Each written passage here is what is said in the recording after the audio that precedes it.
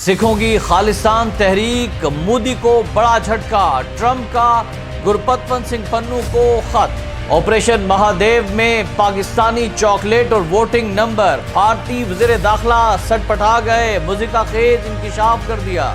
جنگی جنون میں مبتلا بھارت، روس کی مدد سے براہموس میزائل تیار کرے گا، نیا گٹھ جوڑ بے نقاب۔ انڈیا میں خوفناک ٹریفک حادثے میں 18 افراد مارے گئے، سابق سری لنکن نیول چیف کیوں گرفتار ہو گئے؟ بسم اللہ الرحمن الرحیم۔ السلام علیکم ناظرین، آپ دیکھ رہے ہیں خبرگام اور میں ہوں احتشام الرحمان۔ ناظرین، سکھوں کی خالصان تحریک ایک سکھ قوم پرست علیحدگی پسند تحریک ہے جس کا مقصد بھارت کے پنجاب خطے میں سکھوں کے لیے ایک آزاد ریاست خالصتان کا قیام کرنا ہے۔ اس تحریک کی جڑیں 1947 کی تقسیم ہند کے وقت سے جڑی ہیں، جب سکھ قوم کو یہ احساس ہوا کہ انہیں نہ تو پاکستان میں جگہ ملی نہ ہی بھارت میں مکمل خود مختاری۔ تحریک نے 1970 اور 1980 کی دہائی میں شدت اختیار کی، خاص طور پر جرنیل سنگھ بھنڈراوالا کی قیادت میں۔ وہ سکھوں کے حقوق کی آواز بن گئے اور جلد ہی بھارتی حکومت سے ٹکرا گئے۔ 1984 میں بھارتی فوج نے سکھوں کے مقدس مقام گولڈن ٹیمپل امرتسر میں آپریشن بلیو سٹار کے تحت فوجی کارروائی کی، جس پہ بھنڈراوالا مارے گئے۔ اس واقعے نے سکھ برادری کو شدید غم و غصے میں مبتلا کر دیا۔ اسی سال بھارت کی وزیراعظم اندرا گاندھی کو ان کے سکھ باڈی گارڈز نے قتل کر دیا، جس کے بعد بھارت بھر میں سکھ مخالف فسادات پھوٹ پڑے اور ہزاروں سکھ قتل ہو گئے۔ یہ واقعہ خالصان تحریک کو مزید شدت اور تقویت دینے کا باعث بن گیا۔ ناظرین، حالیہ برسوں میں خالصان تحریک نے بھارتی پنجاب میں اپنی شدت برقرار رکھی ہے، لیکن کینیڈا، امریکہ، برطانیہ اور آسٹریلیا جیسے ممالک میں مقیم سکھوں میں یہ نظریہ اب بھی وہاں موجود ہے۔ وہاں بعض تنظیمیں آن لائن ریفرنڈم اور احتجاجی مظاہروں کے ذریعے خالصان کے حق میں آواز بلند کر رہی ہیں۔ بھارتی حکومت اس تحریک کو ایک دہشت گردانہ اور علیحدگی پسند تحریک سمجھتی ہے اور اس کے خلاف سخت اقدامات کرتی ہے۔ دوسری جانب خالصان کے حامی افراد اسے سکھ قوم کے خود ارادیت کے حق کے طور پر پیش کرتے ہیں۔ ناظرین، آج خالصان تحریک کے حوالے سے مودی سرکار کو ایک اور بڑا دھچکا لگا ہے اور ایسا لگتا ہے کہ امریکی صدر کی جانب سے خالصان تحریک کو باقاعدہ طور پر تسلیم کر لیا گیا ہے، کیونکہ امریکی صدر ٹرمپ نے مودی سرکار کو سفارتی محاذ پر ایک اور جھٹکا دیتے ہوئے خالصان تحریک کی حامی تنظیم سکھ فار جسٹس کے رہنما گرپتون سنگھ پنو کو خط لکھ دیا ہے، جس پہ امریکی شہریوں کے حقوق اور سلامتی کے لیے لڑائی جاری رکھنے کے عزم کا اعادہ کیا گیا ہے۔ بھارت سے علیحدگی کے لیے سرگرم خالصان تحریک کی حامی تنظیم سکھ فار جسٹس کے رہنما گرپتون سنگھ پنو نے امریکی صدر ٹرمپ کی جانب سے ارسال کردہ خط اپنی ایکس پوسٹ پر شیئر کر دیا ہے۔ امریکی صدر ٹرمپ نے خط میں واضح کیا کہ میں اپنے شہریوں، اپنی قوم اور اپنی اقتدار کو سب سے پہلے رکھتا ہوں۔ جب امریکہ محفوظ ہوگا تبھی دنیا بھی محفوظ ہوگی۔ امریکی صدر نے کہا کہ میں اپنے شہریوں کے حقوق اور سلامتی کے لیے لڑنا کبھی نہیں چھوڑوں گا۔ صدر ٹرمپ کا خط ایک ایسے وقت میں سامنے آیا ہے جب 17 اگست کو واشنگٹن میں خالصان تحریک کا ایک بڑا ریفرنڈم ہونے جا رہا ہے۔ ریفرنڈم سے چند ہفتے قبل امریکی صدر کا یہ خط نہ صرف سیاسی بلکہ سفارتی حلقوں میں بھی بڑی اہمیت اختیار کر گیا ہے۔ صدر ٹرمپ کے خط میں تجارت، ٹیرف، دفاعی اخراجات اور امریکی اقدار پر مبنی پالیسیوں پر زور دیا گیا ہے، اور ٹرمپ نے خط میں مزید لکھا کہ بطور صدر وہ ان اقدار کے تحفظ کے لیے پرعزم ہیں جو ہمیں امریکی بناتی ہیں۔ خط کے مندرجات میں امریکہ کی خارجہ پالیسی، فوجی تیاری اور عالمی امداد سے متعلق فیصلے بھی شامل ہیں۔ امریکی صدر ٹرمپ کے خط نے بین الاقوامی سطح پر نئی بحث بھی چھیڑ دی ہے۔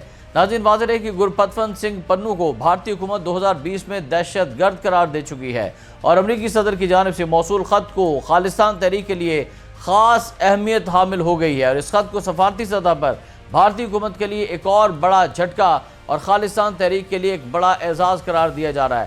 یہ بھی واضح ہے کہ بھارت کی جانب سے بین الاقوامی سطح پر خالصان تحریک کو کچلنے کی تمام کوششیں بھی ناکام ہو چکی ہیں، اور اقوام متحدہ سمیت کئی بین الاقوامی اداروں نے بھارت کے موقف کو مکمل طور پر تسلیم نہیں کیا، مسترد کر دیا ہے۔ بھارت کی ناکام سفارتکاری کا بڑا ثبوت امریکی صدر ٹرمپ کا گرپتون سنگھ پنو کو خط ہے، اور یہ خط بھارت کی سفارتی حکمت عملی کی ناکامی اور خالصان تحریک کی عالمی باز گشت کا بھی ثبوت بن گیا ہے۔ ناظرین، یہ بھی یاد رہے کہ امریکی صدر اب تک 27 بار پاکستان اور بھارت کے درمیان جنگ بندی کا دعویٰ کر کے مودی سرکار کے سینے پر مونگ دل چکے ہیں۔ ادھر بھارتی لوک سبھا کے رکن امریندر سنگھ راجہ نے پاک بھارت جنگ کے دوران رافیل طیارے گرائے جانے کی تصدیق کر دی ہے۔ امریندر سنگھ راجہ کا کہنا تھا کہ پنجاب میں بسیانہ ایئر فورس اسٹیشن کے پاس ایک لڑاکا طیارے کا ٹیل گرا۔ یہ ٹیل رافیل طیارے کا تھا جس پر BS00 लिखा हुआ था और हादसे में एक शख्स हलाक जबकि 9 अफराद जख्मी हुए। अमरिंदर सिंह राजा ने कहा कि भारतीय एयर मार्शल ने भी तैयारा गिरने की तस्दीक की। भारतीय एयर मार्शल ने कहा कि ये एक गैर शनाख्तशुदा तैयारे का पुर्जा है। लोकसभा के रुकन का कहना था कि भारतीय एयर मार्शल ने इस एयरक्राफ्ट को गैर शनाख्तशुदा करार दिया। दरहकीकत भारतीय एयर मार्शल ने भारतीय अवाम से हक़ाइक़ छुपाए। नाज़रीन, ये भी आपको बता चलें कि पाक भारत जंग के दौरान पाकिस्तान ने भारत के जंगी तैयारे मार गिराए थे, जिनमें फ्रांसीसी कंपनी के राफेल तैयारे भी शामिल थे और फ्रांस में दीगर इदारों की जानिब से तस्दीक के बावजूद भारत जंगी तैयारे गिरने के हवाले से इनकारी रहा। उधर भारत की पार्लिमान यानी लोकसभा में खिताब करते हुए भारत के वज़ीर दाखिला अमित शाह मस्खरा बन गए। जी हाँ, अमित शाह ने एक बार फिर पाकिस्तान पर बेबुनियाद और मुज़िका खेज इल्ज़ामात की रवायत बरकरार रखी और जारी ऑपरेशन जो कि मकबूजा कश्मीर में किया जा रहा है, इस नाम नहाद फॉल्स फ्लैग ऑपरेशन महादेव के नाम पर 3 अफराद की हलाकत को अपनी हुकूमत की कामयाबी करार दिया। अमित शाह ने दावा किया कि ये तीनों अफराद अप्रैल 22 को पहलगाम हमले में भी मुलविस थे, जिसमें 26 अफराद हलाक हुए थे। ताहम भारतीय हुकूमत ने हस्बे मामूल कोई आज़ाद या गैर जानिबदार शवाहिद पेश नहीं किए, बल्कि चंद चीज़ों को शवाहिद बनाकर पेश किया और वो इंतहाई नाकाबिले एतबार और मस्खरापन की इंतहा थी। भारतीय मीडिया के मुताबिक अमित शाह ने कहा कि मारे गए अफराद में सुलेमान अफगानी और जिब्रान नामी नौजवान शामिल थे। हैरानकुन तौर पर अमित शाह ने इन अफराद की शहरियत के बारे में मुतज़ाद दावे किए। एक जानिब वो इन्हें पाकिस्तानी करार दे रहे थे तो दूसरी जानिब दावा कर रहे थे कि इन्हें मुकामी अफराद ने पनाह दी और फिर सबूत के तौर पर पाकिस्तानी चॉकलेट और वोटिंग नंबर जैसे दलाइल पेश कर दिए। शाह ने कहा कि पीर के रोज़ झड़प के मुकाम से मिलने वाली राइफल के कारतूस श्रीनगर हमले में इस्तेमाल होने वाले कारतूसों से मुताबिकत रखते हैं। उन्होंने ये भी दावा किया कि जिन अफराद की लाशें मिली हैं उनकी शनाख्त उन मुकामी लोगों ने की जिन्होंने अप्रैल के कत्लेआम से कबल उन्हें खुराक और पनाह फराहम की थी और इन्हीं अफराद को गिरफ्तार करके हलाक दहशत गर्दों की शनाख्त कराई गई। अमित शाह ने दावा किया कि हलाक शुदा अफराद के हथियारों की बैलिस्टिक जाँच की 6 साइंसदानों ने वीडियो कॉल पर तस्दीक की है। और हैरत की बात यह है कि एक ऐसा मुल्क जो चांद पर मिशन भेजने का दावेदार है, वहाँ फायरिंग के शवाहिद भी वीडियो कॉल पर दिखाकर तस्लीम करवाए जा रहे हैं। और अमित शाह जैसे मस्खरे के दावे के मुताबिक हलाक दहशत गर्दों में से 2 के पास AK-47 राइफल और एक के पास 9mm पिस्तौल थी। और भारत के वज़ीर दाखिला अमित शाह ने मस्खरेपन की इंतहा करते हुए कहा कि जब ये दहशतगर्द मारे गए तो इनकी राइफलें कब्जे में हमने ले लीं। एक M93 थी जबकि 2 के पास AK-47 थी और हमने ये राइफलें ख़ास तैयारे के ज़रिए चंडीगढ़ की मरकज़ी फ्रांसिक साइंस लेबॉर्ट्री भिजवाई। वहाँ इन राइफलों से गोलियाँ फायर करके खाली कारतूस तैयार किए गए और फिर इनका पहलगाम से मिलने वाले खूनों से मुवाजना किया गया। तब ये तस्दीक हुई कि इन्हीं 3 राइफलों को हमारे मासूम शहरियों के कत्ल में इस्तेमाल किया गया था। अमित शाह जैसे ड्रामे ने मजीद कहा कि कोई शुबे की गुंजाइश नहीं कि मेरे हाथ में बैलिस्टिक रिपोर्ट है। 6 साइंसदानों ने इसका दोबारा जायजा लिया और वीडियो कॉल पर मुझे तस्दीक की कि पहलगाम में जो गोलियां चलीं और इन राइफलों से जो गोलियां फायर हुई वो 100% एक जैसी हैं। नाज़रीन, भारत के वज़ीर दाखिला अमित शाह ने झूठ और मस्खरापन की इंतहा करते हुए ऑपरेशन महादेव का ऐलान भी ऐसे वक्त पर किया जब भारतीय वज़ीर-ए-आज़म नरेंद्र मोदी को लोकसभा से खिताब करना था और ऑपरेशन सिंदूर की नाकामी पर जवाबात देने थे। और मोदी का बढ़ता हुआ जंगी जुनून भी आपको बताएं कि इस कदर उसका जंगी जुनून बढ़ चुका है कि भारत को वो एक इंतहा पसंद फौजी रियासत में बदल रहा है।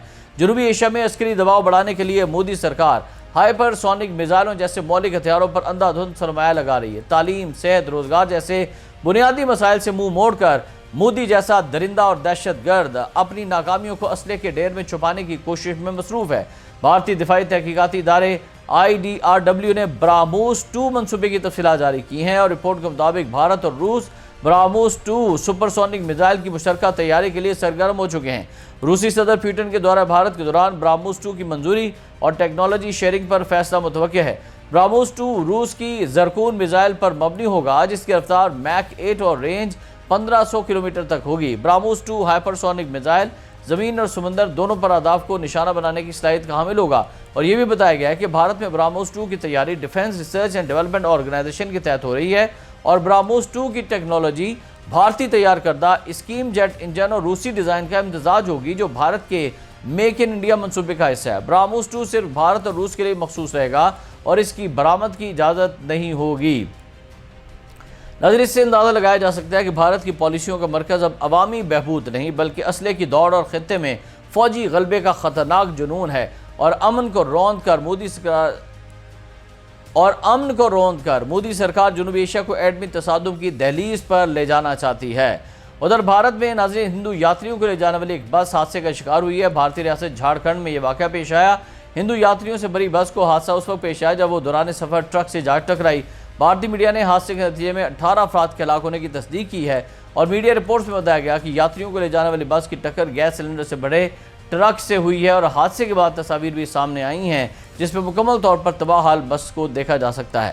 مقامی قانون ساز کا کہنا ہے کہ یاتری شراون کے مقدس مہینے کے منانے کے لیے ایک ہندو عبادت گاہ کا سفر کر رہے تھے کہ ان کی بس حادثے کا شکار ہو گئی۔ اور آخر میں آپ کو سری لنکا کے حوالے سے اہم خبر دیں کہ سری لنکن حکام نے اپنے سابق نیول چیف ایڈمرل نشانتا الوگتنے کو ایک 15 سال پرانے اغوا اور گمشدگی کے کیس میں گرفتار کر لیا ہے۔ سری لنکن پولیس کے مطابق سابق آرمی چیف کو 2010 میں ایک 48 سالہ شخص کی گمشدگی کے الزام میں حراست میں لے لیا گیا ہے جب وہ بحریہ کے انٹیلیجنس ڈائریکٹوریٹ کے سربراہ تھے۔ تفتیشی افسر نے غیر ملکی خبرساز ایجنسی AFP کو بتایا کہ الوگتنے کا بیان ریکارڈ کرنے کے بعد انہیں باضابطہ طور پر گرفتار کیا گیا اور عدالت نے انہیں بدھ تک ریمانڈ پر بھیج دیا ہے۔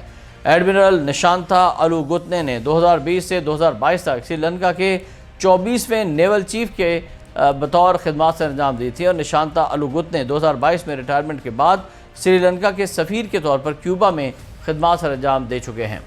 حضرات کے اس ویلاگ سے فی الوقت اتنا ہی۔ احتشام الرحمان کو اجازت دیجیے گا۔ اللہ حافظ۔